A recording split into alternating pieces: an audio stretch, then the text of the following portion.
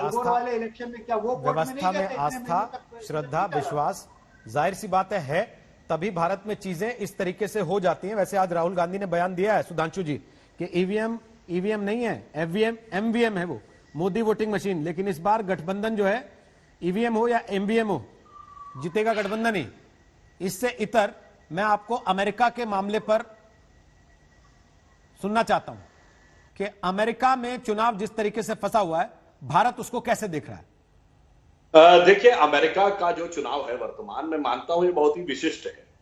विशिष्ट इस दृष्टि से है, पहले तो मैं एक वाक्य में कह दूं आपके दर्शकों के लिए कि वहां जो इलेक्टोरल वोट का सिस्टम है वो ऐसा है कि जिस राज्य में जो भी जीत जाएगा उस राज्य की सारी, जैसे भारत की तुलना करें तो सारी लोकसभा सीट उस पार्टी के पास चली जाएगी। जैसे मैं उत्तर प्रदेश से हूं, अब पिछले विधानसभा लोकसभा में हम 63 सीटें जीते थे, 17 गई थी विपक्ष के पास। पर अगर इलेक्टोरल सिस्टम होता जो अमेरिका वाला है तो 80 की 80 सीटें मोदी जी के खाते में काउंट हो जाती। और अगर वो होता शायद उनको 400 सीटें मिलती और राहुल गांधी जी को 25 भी नहीं मिलती, क्योंकि पंजाब के अलावा कोई राज्य नहीं जीते थे। इसलिए जैसा अभी यशवंत जी ने कहा, वो सिस्टम कितना उपयुक्त है राजनीतिक प्रतिनिधित्व के लिए, यह भी, इसकी भी कसौटी इस चुनाव में दिखाई पड़ रही है। दूसरी बात, पहली बार ऐसा हो रहा है कि जब वहां के चुनाव में दोनों प्रतिद्वंदी कहीं ना कहीं चुनाव परिणाम के बाद न्यायिक लड़ाई की पेशबंदी अभी से कर रहे हैं। और मैं याद दिलाना चाहता हूं, अभी हाल के वर्षों में सन 2000 में 20 साल पहले फ्लोरिडा क्राइसिस आई थी, यानी जॉर्ज डब्ल्यू बुश का इलेक्शन फंस गया था और फिर फ्लोरिडा वो जीते थे और उसके बाद वो स्थिति उनके पक्ष में चली गई थी। यानी मैं कहना चाहता हूं कि ये अमेरिका की संवैधानिक राजनीतिक व्यवस्था, जिसे बहुत ही आदर्श माना जाता था और विश्व में सर्वश्रेष्ठ माना जाता था, उसकी भी बहुत सारी नुक्ताचीनी अब सामने निकल कर आ रही। भारत के संदर्भ में यदि हम कहें तो देखिए, यह बात सही है कि चीन, पाकिस्तान, आतंकवाद पर ट्रंप की नीतियां भारत के पक्ष में अधिक हैं, मगर H1B वीजा, इमिग्रेशन को लेकर उनकी नीतियां भारत के अनुकूल नहीं है। जहां तक मेरा मानना है कि विदेश नीति और रणनीति के संदर्भ में चुनावी भाषण चाहे कोई भी हो, अमेरिका की नीति में बाय एंड लार्ज कोई बड़ा परिवर्तन नहीं आता है। उदाहरण के लिए, जॉर्ज बुश ने ओसामा बिन लादेन को खत्म करने का संकल्प लिया था, भले ही बराक ओबामा ने 2008 में कुछ भी बोला हो। मैं उस समय अमेरिका में ही था ACYPL प्रोग्राम में चुनाव प्रचार के दौरान, मगर आखिर में देखिए उसको समाप्त किया बराक हुसैन ओबामा ने ही। अंत में एक बात और जो सुशांत सरीन जी ने कही और जो जिसका इशारा यशवंत जी ने भी किया, यहां पे बात तो सही है।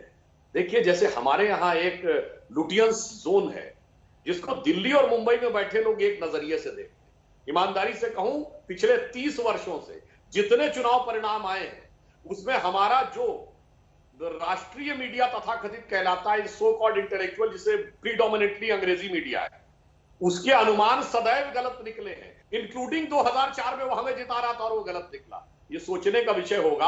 आज अमेरिका में भी उसका रिफ्लेक्शन दिख रहा है कि सैन फ्रांसिस्को, लॉस एंजल्स और न्यूयॉर्क में बैठे लोग जो सोच रहे थे वो क्या नब्ज पकड़ पा रहे हैं, यह भी एक विचार करने का विषय है। और अमेरिकी सोसाइटी के अंदर मैं कह सकता हूं कि एक चर्निंग की प्रक्रिया हो रही है। इसलिए मैंने कहा है कि यह चुनाव अपने आप में बहुत ही विशिष्ट। मैं अशोक जी से कमेंट लूं, सुधांशु जी, उसके पहले लेकिन एक चीज, प्रधानमंत्री नरेंद्र मोदी को पूरी दुनिया ने देखा, उन्होंने नारा दिया फिर एक बार ट्रंप सरकार, जिसके ऊपर आलोचना भी हुई। लेकिन ट्रंप के बेटे कल ट्वीट करते हैं तो उसमें वो भारत को अपने खिलाफ दिखाते हैं, कोई टीका टिप्पणी नहीं करता, कोई टोकता नहीं उनको। आपने बहुत अच्छा याद दिलाया। देखिए, यही तो मजेदार बात है कि अमेरिका में चुनाव हो रहे हैं 2020 में और भारत में मुद्दा बन गए थे 2018 में जब हाउडी मोदी कार्यक्रम हुआ था।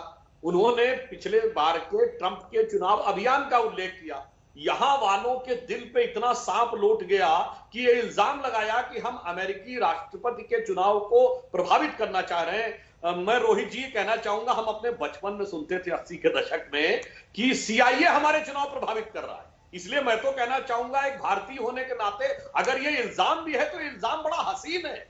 यह आरोप हमारे लिए गर्व करने लायक है कि अगर कोई आरोप भी लगाए कि हम अमेरिकी राष्ट्रपति का चुनाव हस्तक्षेप करने का प्रयास कर रहे थे, यद्यपि यह पूर्णतः गलत था। उन्होंने पिछले चुनाव का उल्लेख किया तो मैंने तो अभी बोला, उनकी कई नीतियां भारत के अनुकूल नहीं है, जैसे H1B वीजा और इमिग्रेशन की नीति हमारे अनुकूल नहीं है। हाँ, आतंकवाद और उसको लेकर उनकी नीति अच्छी है। तो ये कहना कि एब्सोल्यूट कोई एक व्यक्ति ही भारत के लिए बहुत अच्छा और एक व्यक्ति पूरी तरीके से बुरा है, जहां तक मैं अमेरिकी व्यवस्था को समझता हूं, वहां पे जो थिंक टैंक है, बहुत लंबी प्लानिंग वो लोग रखते हैं, 25-25, 30-30 साल की फॉरेन पॉलिसी की प्लानिंग होती है। मैंने 2000 और 2002 में ऐसी कुछ रिपोर्ट्स भी देखी है, तो उसमें कोई बिल्कुल यू टर्न कर देगा नहीं। तो फिर एक सवाल मेरा और है, अब अशोक जी, फिर हिंदुस्तान में ये पूजा पाठ हवन पूजन क्यों चल रहा है?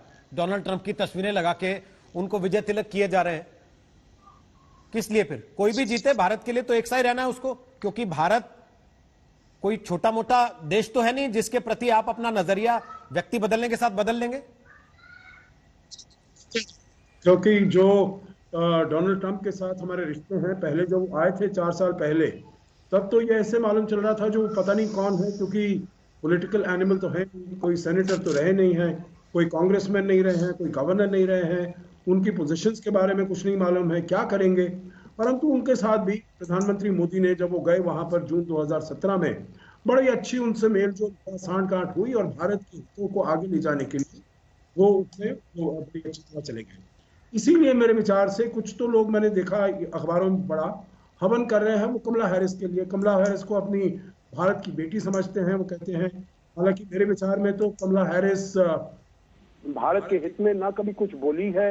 वो आगे चलते हुए जब वो अगर उसका वहां पर होगा, अगर उपराष्ट्रपति बन के वो आती हैं, तो तब उनका क्या रवैया होगा मुझे नहीं मालूम है। परंतु अभी तो भारत के हितों के विरुद्ध ही वो थोड़ा बोली हैं। जब प्रमिला जयपाल का केस हुआ था, हमारे विदेश मंत्री ने उनसे मुलाकात करने से इनकार कर दिया था। नमस्कार, मैं हूं अंजना ओम कश्यप। हमें उम्मीद है ये वीडियो आपको पसंद आया होगा।